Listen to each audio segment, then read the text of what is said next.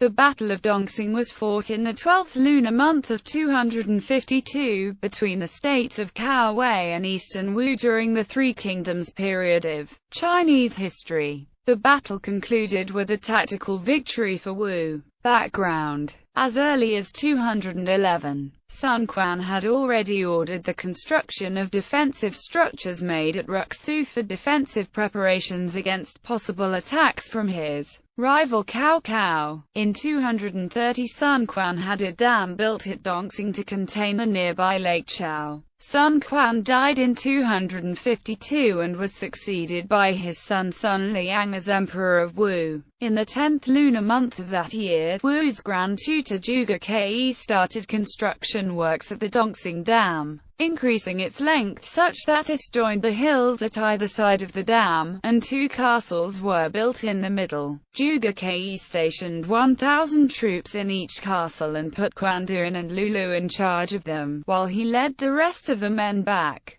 Prelude: Wei felt humiliated when Wu began infringing on its territory by doing construction works on the Dongxing Dam. Wei General Zhuge Dan proposed to Wei Regent Sima Shi a plan to counter Wu, and Sima accepted his idea. In the 11th lunar month, the Wei Imperial Court commissioned Huang Chang, Guan Qiujian, Zhuge Dan and Hu Zun to attack Wu from three directions. Wang Chang would attack Jiangling, Guan Qiujian would attack Wanchang, Zhuge Dan and Hu Zun would lead 70,000 troops to Dongxing to attack the two castles and damage the dam. When news of the Wei attack reached Wu, Zhuge Ke led 40,000 troops to resist the enemy. Hu Zun ordered his men to build pontoon bridges to get to the dam and divided them into two groups to attack the two castles. However, the castles were situated on high ground and difficult to access. The Wu generals said, "When the enemy learns that the Grand Tutor is coming here personally, they'll surely retreat when we reach the shore." However, only Ding Feng had a different view. "No, they're making large movements in their territory. They're prepared, as they've mobilized large numbers of troops from Zhou and Luo, so why would they go back empty-handed?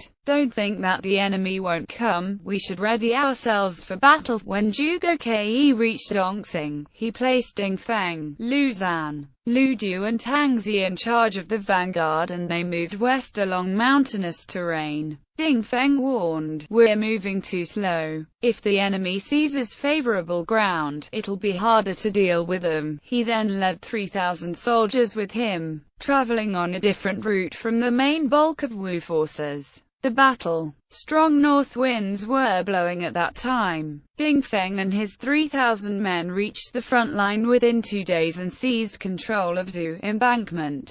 It was in winter and there was snowfall. The Wei officers were off guard and having a drinking session, so, despite the feeble size of his army, Ding Feng rallied his men. "Today is the day we claim titles and rewards." He then ordered his troops to remove their armor and helmets, discard their jizz and spears, and arm themselves with only shields and short weapons such as swords. The Wei soldiers laughed when they saw this event, and instead refused to ready themselves for combat. Ding Feng and his men fought bravely and destroyed the enemy camp at the front. Just then, another Wu force led by Lu Ju and a few others arrived, therefore joining Ding Feng in attacking the enemy camp. The Wei forces were shocked by the sudden fierce assault and were thrown into chaos. Many Wei soldiers scrambled to cross the pontoon bridges, but the bridges collapsed. They fell into the water and started trampling on each other while desperately trying to get onto land. Vice Administrator of Yuyan, Huan Jie, was killed in action. Han Zong, a Wu general who defected to Wei and led the Wei vanguard in this battle, was also killed. Zhuge Ke decapitated Han Zong's body and sent the head to Sun Quan's temple. Aftermath. When Wang Chang and Guan Qiujian heard of the Wei defeat at Dongxing, they burnt their camps and withdrew as well. Back in the Wei imperial court, many officials headed for the Wei commanders to be either demoted or dismissed on the failure in the invasion. However, Sima Shi said, "I did not listen to Gong Xiu and that resulted in this situation. It's my fault. What have the generals done wrong?" Sima Shi's younger brother Sima Zhao, who was supervising the campaign, was stripped of his title of nobility. On the other hand, Wu forces captured large quantities of equipment and livestock left behind by Wei forces and marched back in triumph. Zhuge Ke received the title of Marquis of Yangdu and the appointment of governor of Jing and Yang provinces, as well as 1,000 jin of gold,